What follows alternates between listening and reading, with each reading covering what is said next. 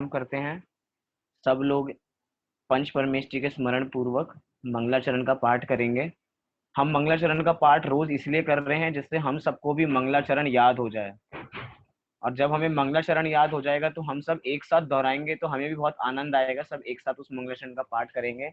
इसलिए हम पुस्तक मैंने आप सबको पीडीएफ में भेज रहे, आप उसको निकाल लीजिए और एक साथ हम उसका पाठ करेंगे।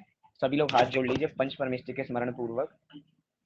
नमो अरिहंताणं, नमो सिद्धाणं, नमो आयर्याणं, नमो वज्रायाणं, नमो लोवे सव्यसाहूढम्। मङ्गलं भगवान् वीरो, मङ्गलं गौतमो गणी, मङ्गलं कुन्दकुन्दार्यो, जैनधर्मोऽस्तु मङ्गलम्।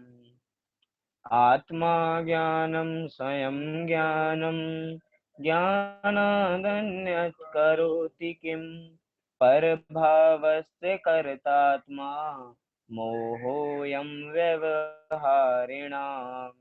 अज्ञानतिमिरान्धानां, ज्ञानाञ्जनशलाकया चक्षुरुन्मीलितं येन, तस्मै श्रीगुरुवे नमः। तस्मै श्रीगुरुवे नमः। आप सभी का स्वागत है जैन पाठशाला में। इस जैन पाठशाला में हम जैन धर्म के सिद्धांत कि जैन धर्म के बेसिक कॉन्सेप्ट्स क्या हैं, हम ये समझ रहे हैं कि जैन धर्म कहता क्या है, उसके सिद्धांत क्या हैं, उसकी टर्मिनोलॉजी क्या है। अगर हम उसकी टर्मिनोलॉजी पहचानने लग जाएंगे तो किसी भी शास्त्र को हमें पढ़ने में समस्या नहीं आएगी। हम जैसे रफ्तार स्पीड से पढ़ते चले जाएंगे, पढ़ते चले जाएंगे, पढ़ते चले जाएंगे और हमें सब समझ में आ जाएगा अगर हम इन शब्दावली को जान लेंगे तो। ये शब्दावली अगर हम शब्द टू शब्द याद भी कर लें तो उसके साथ और भी मतलब कि बहुत लाभदायक हमें होगा। हम अपनी कक्षा प्रारंभ करते हैं। देखा जाए तो एट अ ग्लैंस देखें हमने कितनी सब चर्चा कर चुके हैं, बढ़ता जा रहा है। हमने विश्व से चालू किया था और विश्व से चल के हम 6 द्रव्यों पे आ गए। 6 द्रव्यों के बाद जीव द्रव्य को समझ लिया, पुद्गल द्रव्य, फिर पुद्गल द्रव्य के हमने 2 भेद देख लिए कि एक परमाणु रूप भेद होता है और एक स्कंद रूप भेद होता है। फिर उस स्कंद के भी 22 भेद होते हैं कि स्कंद के 22 भेदों में 5 भेद मेन बताए थे। आहार वर्गणा, तेजस वर्गणा, भाषा वर्गणा, मनोवर्गणा और कारमान वर्गणा, ये 5 वर्गणाओं को एक्सप्लेन किया गया था। फिर उसके बाद बताया कि शरीर, क्योंकि ऊपर 5 वर्गणाओं में 5 शरीरों के अलग-अलग परिभाषाओं में नाम आए थे। जैसे कि औदारिक, वैक्रियक और आहारक, इन 3 शरीरों के नाम कहाँ आए थे? इन 3 शरीरों के नाम आए थे आहार वर्गणा में। फिर तेजस शरीर, इस शरीर का नाम किस वर्गणा में लिया गया था? तो तेजस वर्गणा में इसका नाम याद किया गया था। फिर मैं बात करूं कि कारमान शरीर को कहाँ याद किया गया था? तो कारमान वर्गणा में याद किया गया था। इसीलिए ये सब शब्द आए हैं तो इन शब्दों को भी समझना जरूरी है। इसीलिए अगला प्रश्न बन गया कि शरीर के कितने भेद होते हैं। तो कहा कि शरीर के 5 भेद हैं। कौन से 5 भेद हैं? औदारिक, औदारिक, वैक्रियक, आहारक, तेजस और कारमान। हमने औदारिक और वैक्रियक, औदारिक शरीर समझ लिया है और वैक्रियक शरीर हम समझ रहे हैं। औदारिक शरीर माने स्थूल शरीर, जो मनुष्य और त्रियंचों के स्थूल शरीर हैं उसको औदारिक शरीर कहा जाता है। मतलब कि ये स्थूल होते हैं। स्थूल होते हुए भी किनके होते हैं? तो ये मनुष्य और त्रियंचों के होते हैं। मतलब अन्य गतियों के जीवों के औदारिक शरीर नहीं होता, बस मनुष्य और त्रियंच ही हैं जिनके औदारिक शरीर होता है। कितना हमें समझ में आया? फिर हम जिस विषय की हमें चर्चा आज करनी है वो चर्चा है वैक्रियक शरीर। हम उसकी चर्चा कल कर रहे थे, तो हमने वैक्रियक शरीर में अभी तक क्या देखा, एक बार मैं इसकी परिभाषा पढ़ता हूँ फिर इसकी चर्चा फिर से हम प्रारंभ करेंगे।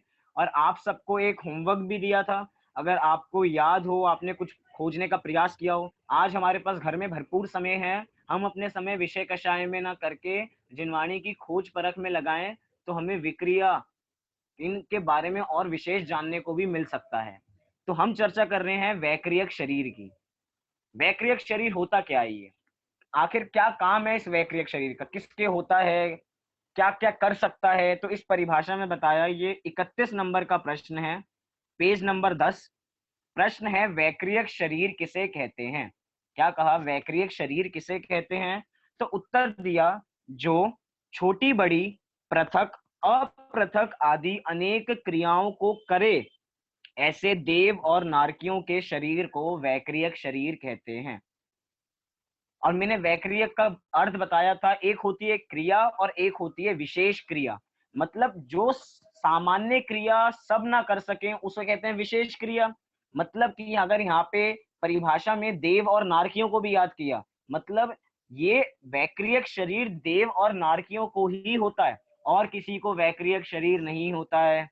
तो ये क्या समझ में आया हमें कि इस वैक्रियक जो शरीर जो देव और नारकियों के पास होता है, वो ही विशेष क्रियाओं को कर सकते हैं, अन्य जीव विशेष क्रियाओं को नहीं कर सकते हैं। किसी का स्पीकर खुल गया।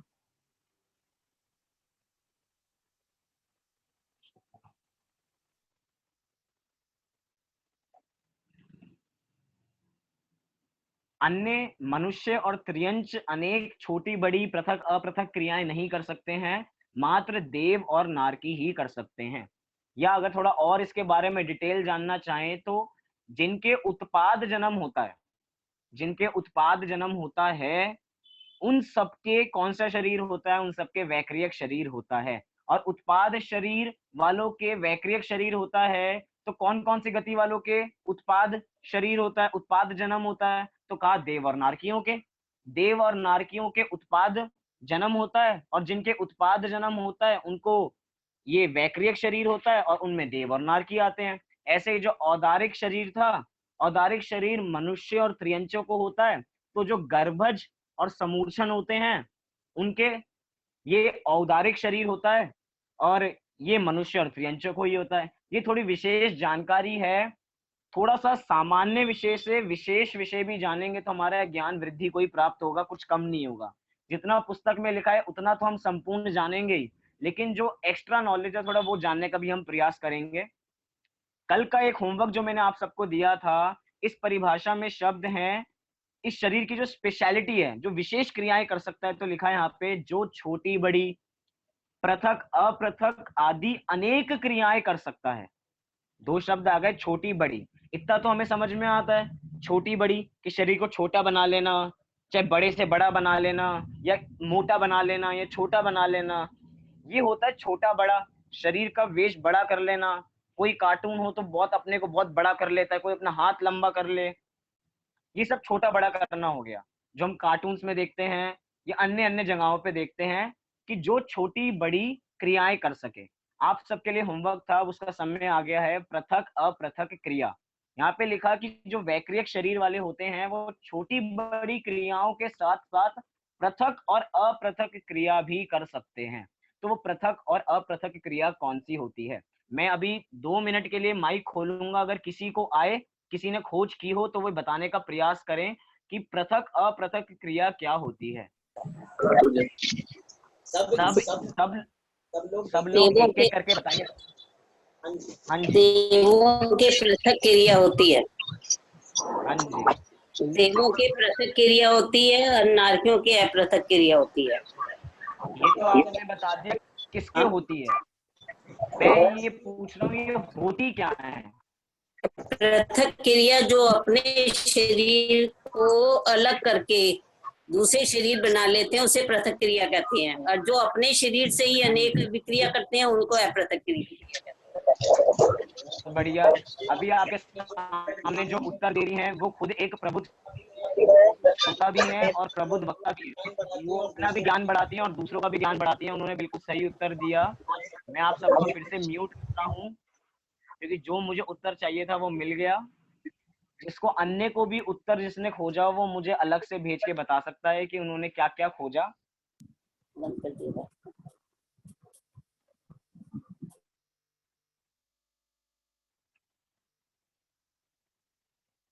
पहले हम समझ लेते हैं ये पृथक और अपृथक क्रिया होती क्या है, उसके बाद देखेंगे कि किसको होती है। ठीक है, पहले हम समझते हैं कि पृथक अपृथक क्रिया होती क्या है।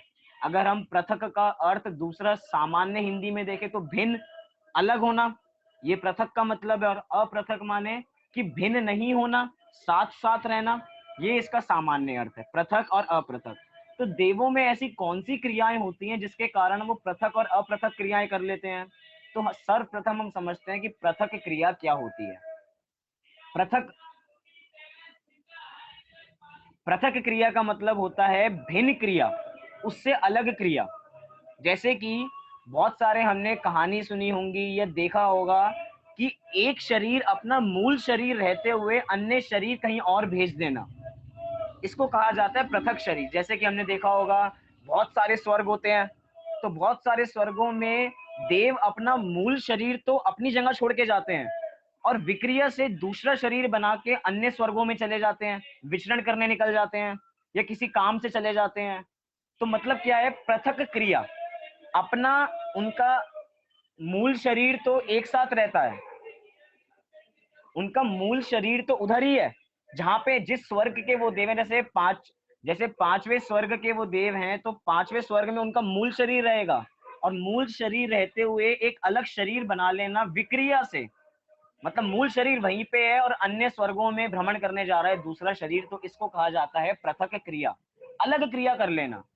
अपना मूल याद रखना, पृथक क्रिया माने मूल शरीर को वही रखते हुए अन्य शरीर विक्रिया से धारण कर लेना, ये विक्रिया शरीर है। विक्रिया एक तरीके से अनेक क्रियाओं में ये पृथक क्रिया है जिसके कारण देव अलग अलग क्रियाएं कर लेते हैं। और देखा जाए ये पृथक क्रियाएं होती किसे हैं, तो अभी बताया कि ये जो पृथक क्रियाएं, वो चलो बाद में देखते हैं, एक बार पहले हम समझ लेते हैं अपृथक क्रियाएं क्या होती हैं। हम सब अभी देवों पे घटा रहे हैं, अपृथक क्रिया क्या होती है। पृथक क्रिया तो ये कि मूल शरीर यहीं पे है और बाहर दूसरा शरीर धारण कर लिया विक्रिया से। और अपृथक क्रिया माने उसी शरीर को दूसरे रूप बना लेना। जैसे कि एक बड़ा स्वर्ग का देव छोटे स्वर्ग के देव को कहा जाए कि तुम्हें ये बनना है। कोई उदाहरण याद आ रहा है आप सबको? जैसे कि ऊंचे स्वर्ग के देव नीचे स्वर्ग के देव को आदेश दें कि अब आपको ऐरावत हाथी बनना है, तो वो क्या करते हैं, अपने ही शरीर को बदल लेते हैं हाथी के शरीर में। अब ना उन्होंने अपने शरीर को छोड़ा, अपने ही शरीर को बदल लिया दूसरे शरीर में, इस तरीके से भेष बदल लिया। अब उन्होंने अपना मूल शरीर भी नहीं छोड़ा, मूल शरीर को ना छोड़ते हुए उसी में भेष धारण कर लेना, भेष बदल देना, इसको कहा जाता है अपृथक क्रिया। क्या है ये, है हमारी अपृथक क्रिया। तो यहाँ पे कह रहे हैं जो छोटी बड़ी पृथक अपृथक आदि अनेक क्रियाओं को करे, ऐसे देव और नारकियों के शरीर को वैक्रियक शरीर कहते हैं। तो पृथक अपृथक हमें क्रिया समझ में आई। पृथक क्रिया माने क्या है, पृथक क्रिया माने अलग शरीर धारण कर लेना, मूल शरीर वहीं पे होते हुए अन्य जगह शरीर धारण कर लेना, ये पृथक क्रिया। और अपृथक क्रिया माने ये कि शरीर को ही बदल देना। जैसे देव किस रूप हो गए, अब उन्होंने हाथी का रूप धारण कर लिया, क्योंकि बड़े इंद्र बड़े देव जो कहते हैं उनकी आज्ञा सबको माननी पड़ती है, तो उन्होंने जो कहा उसकी आज्ञा को पालन करके, वो है अपृथक क्रिया, शरीर को बदल लेना दूसरा आकार। देव ने एरावत हाथी का रूप ले लिया, तो ये हो गई हमारी अपृथक क्रियाएं। तो ऐसी आदि अनेक प्रकार की जो क्रियाएं करे, ऐसे होते हैं हमारे देव और नारकी। और जिस शरीर को वो धारण करते हैं उस शरीर का नाम होता है वैक्रियक शरीर। क्या कहा, उस शरीर का नाम होता है वैक्रियक शरीर। अब हमें जहां तक पूरा समझ में आया होगा ये वैक्रियक शरीर होता क्या है। चलें आगे बढ़े, चलिए आगे बढ़ते हैं। अगला है हमारा 32 नंबर का प्रश्न, क्रम से हम शरीरों को जान रहे हैं। ये देव और नारकियों दोनों में होती है पृथक या पृथक क्रिया दोनों? हाँ जी, देव और नारकियों दोनों में होती है क्या क्रिया, दोनों पृथक या पृथक? हाँ जी। ठीक है जी। नहीं, देवों में पृथक।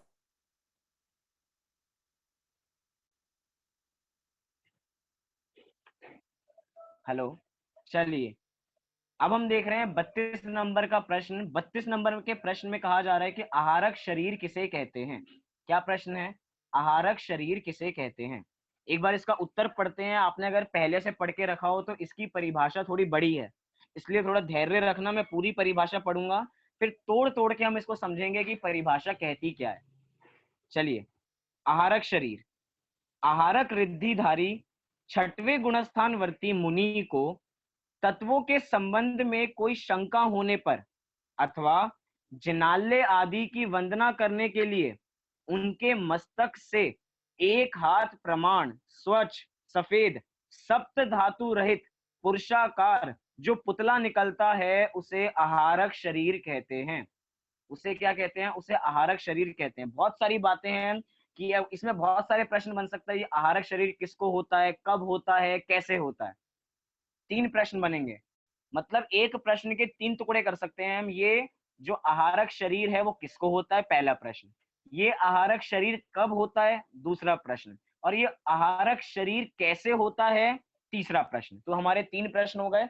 इन 3 प्रश्नों का उत्तर हम क्रम से जानेंगे। ये आहारक, सबसे पहला प्रश्न है, आहारक शरीर किसको होता है? तो परिभाषा के प्रारंभ में ही बताया, ये आहारक शरीर किसको होता है?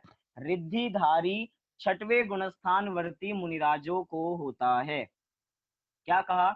रिद्धिधारी छठवें गुणस्थान वर्ती मुनिराजों को होता है। इससे समझ में आया हमें कि सारे मुनिराजों को नहीं होगा, जो रिद्धिधारी होंगे उनको ही होगा। पहले तो हमें अलग कर दिया, सभी मनुष्यों, सभी त्रियंचों, त्रियंच को तो हो ही नहीं सकता, देव को हो ही नहीं सकता, नारकी को हो ही नहीं सकता। होगा किसको? पहली शर्त मनुष्यों को होगा। मनुष्यों में भी जो मुनिराज होंगे उनको होगा, और मुनिराजों में भी जो रिद्धिधारे होंगे, छठवें गुणस्थान में होंगे, उनको होगा। मतलब आहारक शरीर किसको होगा? तो पहला उत्तर हमें मिला, ये आहारक शरीर रिद्धिधारी छठवें गुणस्थान वर्ती मुनिराजों को होता है। पहला हमारा उत्तर ये। फिर अगर हम पूछें ये कब होता है, आहारक शरीर होता तो है, लेकिन आहारक शरीर होता कब है? तो इसकी अलग अलग अपेक्षाएं बताए कि आहारक शरीर कब कब होता है। तो कहा, जब उन मुनिराजों को तत्वों के संबंध में कोई शंका होने पर अथवा जनाल्य आदि की वंदना करने के लिए। मतलब कि हमारी मुनिराजों को कोई तत्वों के संबंध में शंका हो, पहला कारण। मतलब ये आहारक शरीर कब होता है? जब मुनिराजों को तत्वों के संबंध में शंका हो तब, पहला। और या उनको जिनाल्य आदि के दर्शन करने हो तब। इन दो की कारण ये आहारक शरीर होता है, अन्य कारण की वजह से आहारक शरीर नहीं होता। बताया, तत्वों के संबंध में कोई शंका होने पर अथवा जिनाल्य आदि की वंदना करने पर। मुनिराजों को वंदना करने का भाव आया, चलो एक बार वंदना करके आते हैं उस जिनाल्य की। तो वो जिनाल्य, वो आहारक शरीर के माध्यम से उस जिनाल्य के दर्शन करके वापसी आ जाएंगे। और ये आहारक शरीर का काल कितना होता है? तो इस आहारक शरीर का काल होता है अंतर मुहूर्त। इस आहारक शरीर का काल कितना होता है? अंतर मुहूर्त। एक अंतर मुहूर्त मात्र होता है, ना इससे अधिक ना इससे कम। एक देखा कि एक अंतर मुहूर्त इस आहारक शरीर का काल है, कि ये उसी के संबंध में उस एक अंतर मुहूर्त में ही जिनाल्य पे दर्शन करके भी आ जाएगा, जाएगा वापसी आ जाएगा। मतलब एक एक क्षण में इसकी स्पीड कितनी होती है आहारक शरीर की, कि ये ट्रैवल करके वापसी भी आ जाता है एक अंतर मुहूर्त में। अंतर मुहूर्त माने 48 मिनट में 2 समय कम, 48 मिनट्स। 48 मिनट्स माने मुहूर्त। और अगर अंतर मुहूर्त देखें मुहूर्त के अंदर, तो मुहूर्त के अंदर माने 2 समय कम, वो होता है हमारा अंतर मुहूर्त। तो एक अंतर मुहूर्त प्रमाण में वो आहारक शरीर, अगर उसको तत्वों के संबंध में कोई शंका होगी तो उसको भी जान के आ जाएगा, या जिनाल्यों के दर्शन करने होंगे तो उसको भी दर्शन करके वो वापसी आ जाएगा। अगर आप सब लोग सुबह की कक्षा में जुड़ रहे हैं तो मुझे आपसे एक प्रश्न है। यहाँ पे लिखा कि तत्वों के संबंध में कोई शंका होने पर, क्या शब्द दिया? तत्वों के संबंध में कोई शंका होने पर। क्या छठवें गुणस्थान वर्ती मुनिराजों को कोई शंका हो सकती है? विचारिए एक बार।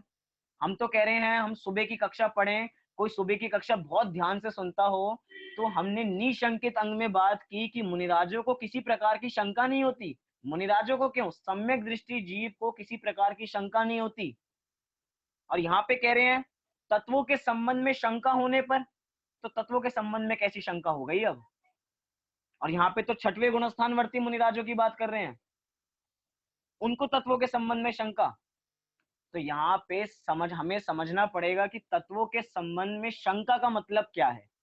यहाँ पे तत्व प्रयोजन भूत तत्व नहीं है, मूलभूत तत्व नहीं है। अप्रयोजन भूत तत्वों के संबंध में अगर कोई शंका उठती है तो उसको दूर करने के लिए वो आहारक शरीर निकलता है। तत्वों के संबंध में शंका नहीं होगी, मतलब मूलभूत तत्वों के संबंध में किसी प्रकार की शंका नहीं होगी। शंका ऐसी हो सकती है कि मेरू की ऊंचाई कितनी है, या जितनी भी गणित आदि संबंधी जितनी भी बातें हैं, ये सब अप्रयोजन भूत बातें हैं। ये अप्रयोजन भूत अभी इसको तत्व कहा जा रहा है। तो इन सब के संबंध में अगर मुनिराजों को कोई शंका है, क्योंकि ये सारा गणित होता है, गणित में वैल्यूज भूल सकते हैं हम, बड़ी बड़ी वैल्यूज होती हैं, पॉइंट में वैल्यू चल रही है तो हो सकता है भूल जाएं। लेकिन मुनिराज जो रिद्धिधारी हैं वो मूलभूत प्रयोजन भूत तत्वों में भूल नहीं करते हैं, उनको उसके संबंध में किसी प्रकार की शंका नहीं होती है। शंका होगी तो अप्रयोजन भूत पदार्थों के संबंध में शंका होगी। और अगर प्रयोजन भूत में शंका हो जाए, ये तो हमने बात की, वैसे तो छठवें गुणस्थानवर्ती मुनिराजों को जो आहारक रिद्धिधारी हैं उनको अप्रयोजन भूत के संबंध में शंका होगी तो आहारक शरीर जाएगा और उस शंका का समाधान पाके आएगा। लेकिन अगर प्रयोजन भूत के संबंध में शंका हो जाए तो, जैसे हम कहते हैं जीव अजीव ये दो तत्व हैं, ये दोनों जुदा हैं, यही तत्व का सार है, इसके संबंध में शंका हो जाए तो कहते हैं अगर इसके संबंध में शंका हो जाएगी तो गुणस्थान गिर जाएगा, मिथ्या दृष्टि हो जाएंगे। जो रिद्धिधारी मुनिराज, जो सम्यक दृष्टि मुनिराज, प्रयोजन भूत तत्वों के संबंध में शंका हो जाए तो गुणस्थान गिर जाता है। लेकिन यहाँ पे कह रहे हैं तत्वों के संबंध में शंका होती है तो वो अप्रयोजन भूत तत्वों के संबंध में शंका होती है। आप सब अगर लिख रहे हैं तो वहां पे तत्वों के संबंध के आगे छोटा सा एरो बना के ये भी लिख लीजिए अप्रयोजन भूत तत्व। और वो अप्रयोजन भूत तत्व कैसे होते हैं कि स्वर्ग कितने होते हैं, कि स्वर्गों में कितने या नरकों में कितने बिल होते हैं, स्वर्गों में देवों की आयु कितनी होती है, ये सारे जो गणित के विषय हैं इसमें भूल हो तो हो, इसकी शंका दूर करनी हो तो हो, लेकिन प्रयोजन भूत के संबंध में मुनिराजों को किसी प्रकार की शंका नहीं होती है। तो यहाँ पे लिखा जहां पे भी उसका समाधान मिले, जैसे कि यहाँ पे प्रश्न कहा कि शंका दूर करने के लिए कहाँ जाते हैं, कि जहां पर भी उसका समाधान मिले वे वहां पे चले जाते हैं। जैसे कि समोशरण अगर लगा हो, उदाहरण के लिए समोशरण लगा हो तो वहां पे जाके पूछ लेंगे कि अप्रयोजन भूत तत्वों के संबंध में शंका है, वहां पे समोशरण लगा है, सब जीव कुछ भी पूछ सकते हैं, उनके मन में प्रश्न उठता है और मन में ही उत्तर आ जाता है। तो ये ऐसे मैंने उदाहरण दिया कि शंका हो तो कहाँ उसका समाधान होता है। फिर अभी तक हम आहारक शरीर में 2 प्रश्नों की चर्चा कर चुके हैं। आहारक शरीर की पूरी परिभाषा में 3 प्रश्न बनते हैं कि आहारक शरीर किसको होता है। तो कहा आहारक शरीर किसको होता है, तो उत्तर दिया कि आहारक रिद्धिधारी छठवें गुणस्थानवर्ती मुनिराजों को आहारक शरीर होता है। फिर दूसरा प्रश्न, कब होता है आहारक शरीर, जब तत्वों के संबंध में किसी प्रकार की शंका हो तब, या जनाल्य आदि की वंदना करनी हो तब। इन 2 कारणों पे ये शरीर उत्पन्न होता है। तो ये 2 प्रश्नों का हमें समाधान मिल गया कि शरीर किसको होता है और शरीर कब होता है। अब हम देखते हैं ये जो शरीर होता है ये कैसा होता है, ये आहारक शरीर वास्तव में इसका स्वरूप क्या है। तो बहुत विशाल एक तरीके से 5 विशेषण, 5 अलग अलग विशेषण देके इस आहारक शरीर को समझाया गया कि ये आहारक शरीर होता कैसा है। तो सबसे पहले कह रहे हैं वो आहारक शरीर कैसा है, कि पहले तो वो निकलता कहां से है वो आहारक शरीर, तो कहा मस्तक से 1 हाथ प्रमाण। वो शरीर कहां कहां से निकलता है, तो वो मस्तक से 1 हाथ प्रमाण निकलता है। अब मस्तक के अलावा किसी अन्य जगह से वो आहारक शरीर नहीं निकलेगा, मात्र मस्तक से ही निकलेगा। तो मस्तक से 1 हाथ प्रमाण निकलता है। फिर कहा कैसा होता है वो होता है स्वच्छ होता है वो। दूसरी विशेषण मतलब कि मस्तक से 1 हाथ प्रमाण और कैसा होता है? स्वच्छ होता है। और तीसरा लिखा सफेद होता है। कैसा होता है? सफेद होता है। मैं पूछूं सफेद होता है, सफेद कैसे होगा? बहुत कॉमन सेंस का उत्तर, सफेद क्यों होगा? क्योंकि शरीर है, पुद्गल है, और जितने भी जो भी पुद्गल होते हैं उनके स्पर्श रस गंध वर्ण पाए जाते हैं, इसलिए उस शरीर का वर्ण कैसा है? उस शरीर का वर्ण है सफेद। फिर कहा सप्त धातु रहित होता है। हमारा जो सबका शरीर होता है वो सप्त धातुओं से मिलकर बनता है। वो सप्त धातु ना हो तो हमारा शरीर ना बन पाए। वो सप्त धातु कौन सी होती हैं?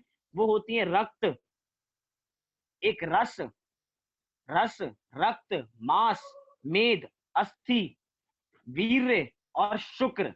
ये 7 धातु होती हैं जिनसे हमारा शरीर बनता है। मैं एक बार फिर बोलता हूं, वो कौन सी 7 धातु होती हैं? रस, रक्त, मांस, मेद, मेद माने कि पसीना, फिर अस्थि माने हड्डियां, फिर कहा मज्जा, मज्जा माने वीर्य, और फिर कहा शुक्र जो हमारे पूरे शरीर में रहता है। तो ये 7 धातु होती हैं जिनसे हमारा शरीर बनता है। लेकिन कह रहे हैं ये जो आहारक शरीर है वो सप्त धातु से रहित होता है, इसमें किसी प्रकार की धातु नहीं होती हैं। ये इसी कारण शुद्ध होता है। कहा ना, स्वच्छ होता है बिल्कुल। सप्त धातु से सहित वाला जो शरीर होगा वो मलिन होगा, और सप्त धातु से रहित वाला शरीर कैसा होगा? वो स्वच्छ होगा, वो सफेद है। फिर कहा क्यों कैसा होता है? उसका आकार क्या होता है?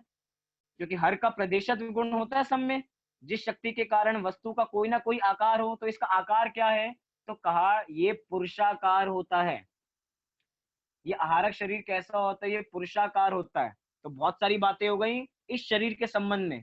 पहला, ये जो आहारक शरीर होता है वो मस्तक से एक हाथ आगे निकलता है। मस्तक से एक हाथ प्रमाण आगे निकलता है। और कैसा होता है? दूसरे नंबर पे स्वच्छ होता है, तीसरे नंबर पे सफेद होता है, चौथे नंबर पे सप्त धातुओं से रहित होता है, और पांचवें नंबर पे ये पुरुषाकार होता है। समझ में आया है शरीर? ये सब शरीर के विशेषण चल रहे हैं कि ये कैसा है, और उसे कहते हैं आहारक शरीर। अब इन जो तीनों प्रश्न हैं उनके उत्तर को मिला लें, उन तीनों के उत्तर को जोड़ दे तो हमारी पूरी परिभाषा बन जाएगी।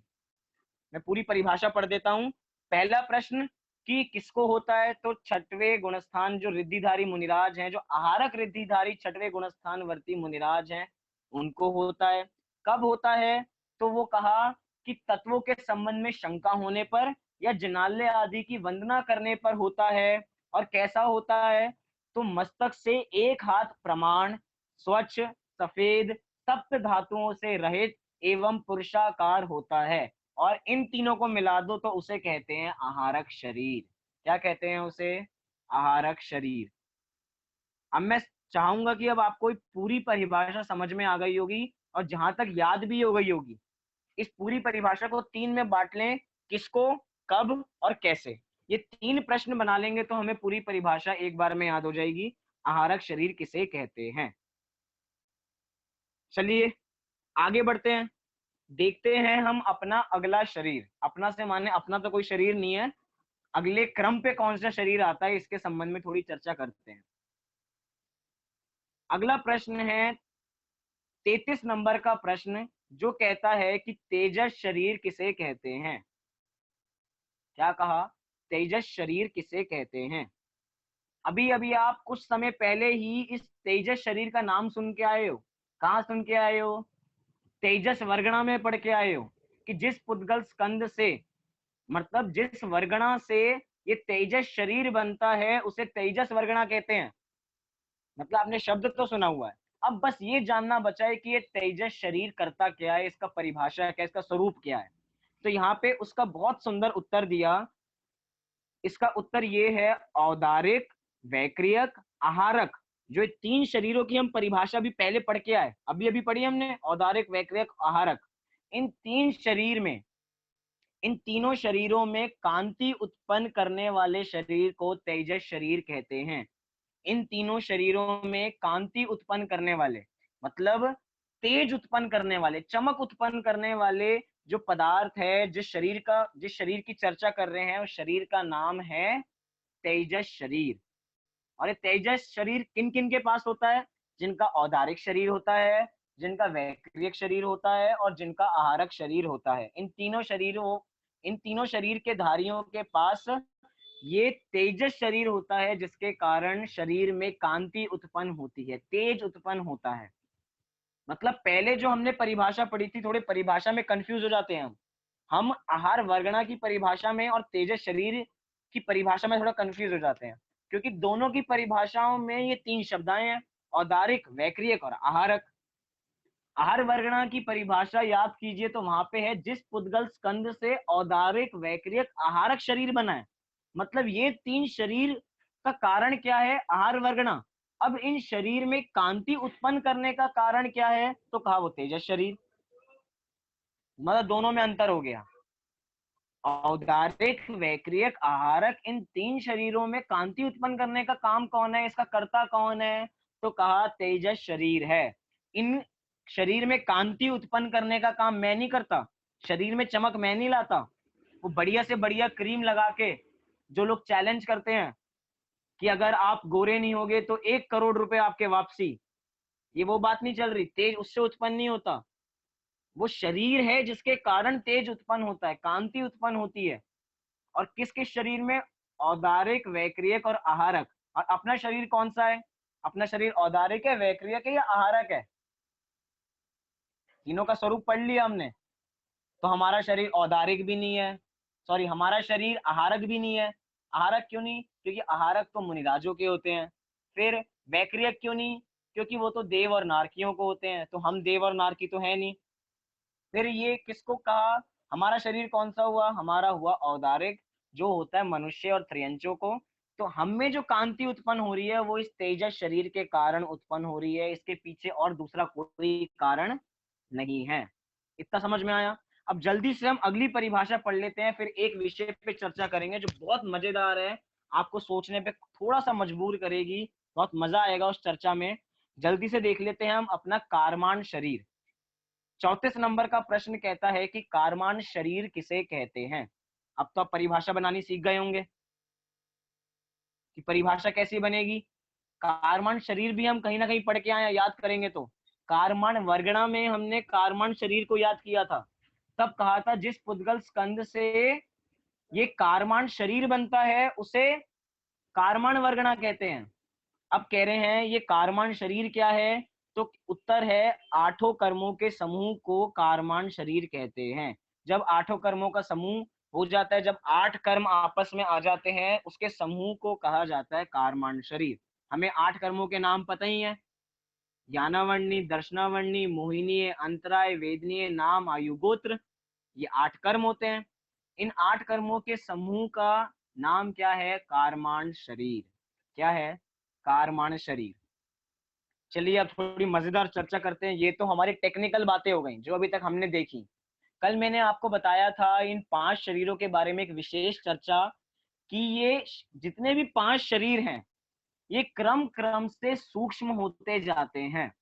मतलब कि औदारिक से ज्यादा सूक्ष्म है वैक्रियक, वैक्रियक से ज्यादा सूक्ष्म है अपना आहारक, आहारक से ज्यादा सूक्ष्म शरीर है तेजस, और तेजस से ज्यादा सूक्ष्म शरीर है हमारा कारमान शरीर। मतलब कि सूक्ष्म रचना होती जा रही है। हमें अपनी आंखों से दिखाई देगा तो बस एक औदारिक शरीर ही हमें आंखों से दिखाई दे सकता है, कोई और शरीर हमें आंखों से दिखाई नहीं दे सकता। मात्र एक औदारिक शरीर है जो हमें आंखों से दिखाई देता है। तो मतलब वो तो स्थूल था, अब यहाँ पे सूक्ष्म होता जा रहा है। एक एक क्रम से जो पहले वाला था उससे अगले वाला और ज्यादा सूक्ष्म हो जाएगा, उससे अगले वाला और ज्यादा सूक्ष्म हो जाएगा, उससे ज्यादा और ज्यादा सूक्ष्म हो जाएगा। अब जो मजेदार चर्चा की मैं बात कर रहा हूँ, ये चर्चा तो हम कल भी कर चुके हैं। मजेदार चर्चा कि इन सब के प्रदेश जो होते हैं, सब में प्रदेश तो होते हैं ना, कि सब जितना भी आकाश का एरिया घेरते हैं उसको प्रदेश कह रहे हैं। तो यहाँ पे सबसे गजब की बात, आप थोड़ा कंफ्यूज हो गए कि क्रम से 5 शरीरों में प्रदेश बढ़ते जाते हैं।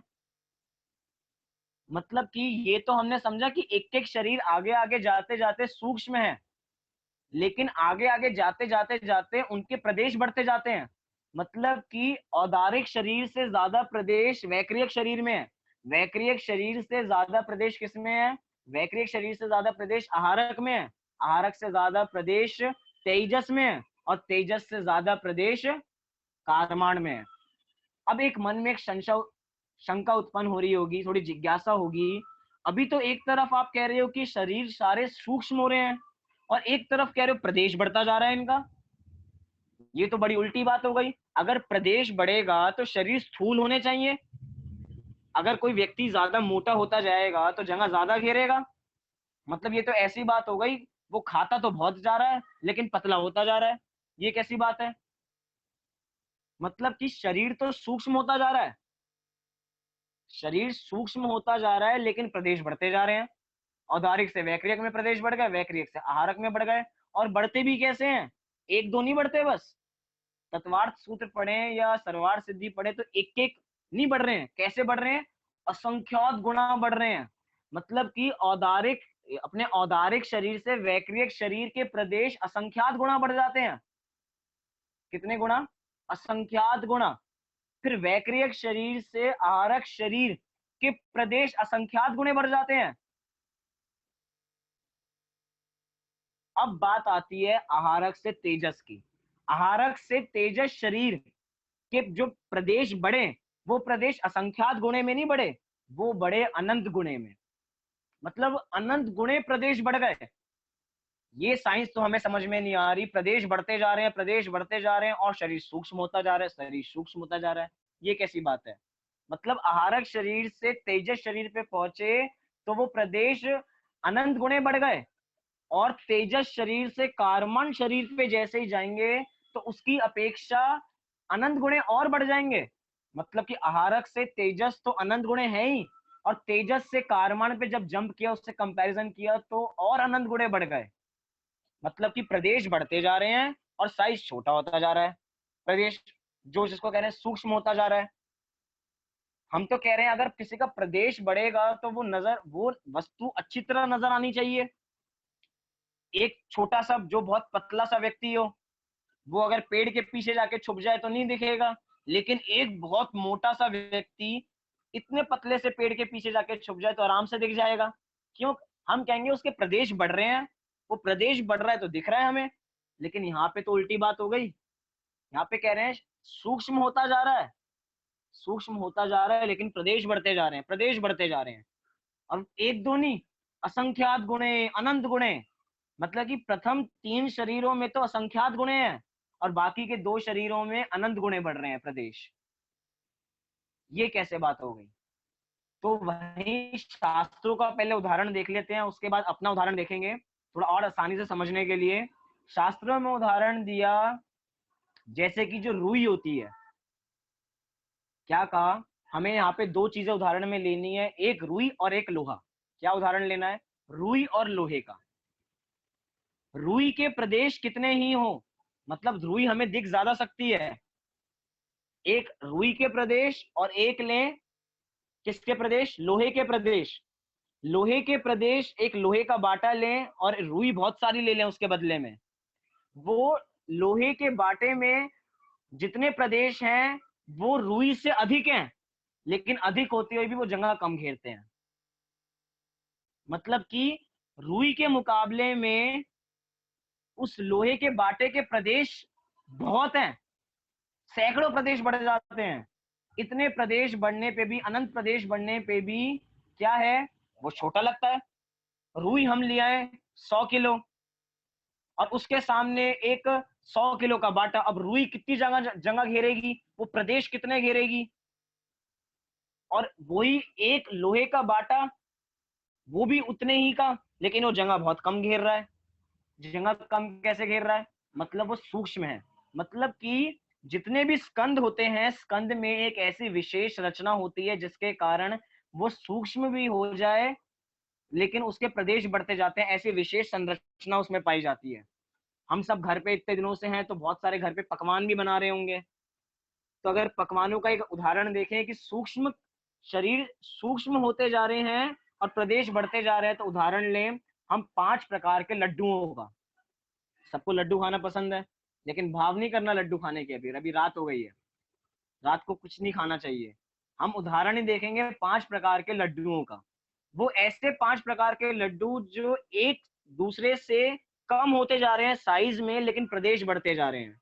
जैसे कि अगर हम एक लड्डू ले मक्के का लड्डू, वो थोड़ा साइज में सबसे बड़ा ले हम, वो मक्के का लड्डू से छोटा हम ज्वार का लड्डू देखें, फिर ज्वार के लड्डू से छोटा हम ले बूंदी का लड्डू, बूंदी से भी छोटा लड्डू लें तो राजगिर का लड्डू, और राजगिर से भी छोटा लड्डू लें तो मगध का लड्डू माने बेसन का लड्डू। मतलब कि पहले ही हमने सूक्ष्म कर दिए, सूक्ष्म होते हुए भी उनके प्रदेश ज्यादा है। मगध के लड्डू में जो सबसे आखिरी में जो सबसे हमने छोटा देखा, वो सबसे छोटे होते हुए भी उसमें प्रदेश इतने हैं कि जो सबसे पहले लड्डू हमने देखा था मक्के का लड्डू, उससे भी ज्यादा प्रदेश है उसमें, उस छोटे से मगध के लड्डू में। क्यों? क्योंकि उनकी संरचना छोटी है। उदाहरण के तौर पे देख रहे हैं हम यहाँ पे बस। मतलब कि सूक्ष्म भी होते जा रहे हैं, छोटे भी होते जा रहे हैं, लेकिन प्रदेश बढ़ते जा रहे हैं, प्रदेश बढ़ते जा रहे हैं। इसलिए यहाँ पे जो चीज समझाई जा रही है कि पांचों शरीर औदारिक, वैक्रियक, आहारक, तेजस और कारमान, ये पांचों शरीर क्रम क्रम से सूक्ष्म तो हैं। औदारिक से वैक्रियक सूक्ष्म है, वैक्रियक से आहारक, आहारक से तेजस, तेजस से कारमान, सब सूक्ष्म है। लेकिन इनके प्रदेश बढ़ते जाते हैं, प्रदेश बढ़ते जाते हैं, प्रदेश बढ़ते जाते हैं। और कैसे बढ़ते हैं? संख्यात गुणा नहीं बढ़ते, असंख्यात गुणा। पहले के 3 शरीर असंख्यात गुणा प्रदेश में अधिक हैं, एक दूसरे की अपेक्षा आगे बढ़ते बढ़ते क्रम से। और तेजस और कारमान में अनंत गुणा प्रदेश बढ़ जाते हैं। मतलब कि आहारक शरीर से तेजस शरीर में अनंत गुणा प्रदेश बढ़ गए, और तेजस शरीर से कारमान शरीर में अनंत गुणा प्रदेश बढ़ गए। ये याद रखना, दोनों में इतना भेद तो है कि पहले के 3 में असंख्यात गुणा प्रदेश बढ़ते हैं और बाकी में अनंत गुणा प्रदेश बढ़ते हैं। और प्रदेश बढ़ने पे भी वो सूक्ष्म है। मतलब सोचिए कैसी संरचना है जो हमें आंखों से दिखाई नहीं देती, लेकिन हमारे सर्वज्ञ भगवान ने छोटी से छोटी बात को भी इतना स्पष्ट बताया कि पहले के 3 में असंख्यात गुणा और बाकी 2 में अनंत गुणा। ना हमें असंख्यात दिखने वाले हैं, ना हमें हमें अनंत दिखने वाले हैं। उसके बावजूद भी कण्डा नियोग की बातें कहें या गणित कहें, इतनी पक्की कि एक एक चीज का हिसाब है, एक एक चीज का, एक एक शरीर में कैसे कैसे बढ़ रहे हैं उसका हिसाब है। ये सब ये पुद्गलों का कमाल है, पुद्गलों की लीला है। अलग अलग रूप से सूक्ष्म होते हुए भी प्रदेश बढ़ते जाते हैं। तो ये हमने देखा 5 शरीर, औदारिक, वैक्रियक, आहारक, तेजस और कारमान शरीर। अब आज का अगर समय है, हमारा एक प्रश्न और बचा है। मन तो था कि ये प्रश्न भी हम इसकी चर्चा कर लें कि एक जीव के एक साथ कितने शरीर होते हैं। चलिए अभी अपना समय हो गया है, लेकिन इस परिभाषा को हम कल देखते हैं। हम इतना स्वरूप समझें कि ये जो 5 शरीर हैं, 5 शरीरों में जितनी हम चर्चा समराइज करें, तो एक तो हमने आज देखा वैक्रियक शरीर को थोड़ा सा, उसके बाद हमने आहारक शरीर की परिभाषा समझी, फिर तेजस शरीर और फिर कारमान शरीर। और इसके अंदर सब में कॉमन एक समझा कि सबके सब सूक्ष्म होते जा रहे हैं, संरचना सबकी सूक्ष्म होती जा रही है, लेकिन सबके प्रदेश बढ़ते जा रहे हैं। अगर हम चार्ट बनाए तो एक बनेगा नीचे की ओर और एक जाएगा ऊपर की ओर। एक में प्रदेश बढ़ रहे हैं और एक में सूक्ष्म होते जा रहे हैं एक तरफ से। मतलब एक ही चार्ट में हम एरो उल्टे उल्टे बना के एक तरफ हम दिखाएं ऐसे जा रहा है तो सूक्ष्म है, और इस तरफ आ रहा है, या इस तरफ से हम दोनों चार्ट बनाए तो इस तरफ से उसके प्रदेश बढ़ते जा रहे हैं, सूक्ष्म होता जा रहा है और साथ साथ प्रदेश बढ़ते जा रहे हैं। तो ये पुद्गल के बारे में हमने, ये जो पौद्गलिक हमारा शरीर है, औदारिक, वैक्रियक, आहारक, तेजस, कारमान, इसका स्वरूप समझा। इसका स्वरूप समझने का एक प्रयोजन अपने से इनको भिन्न जानना।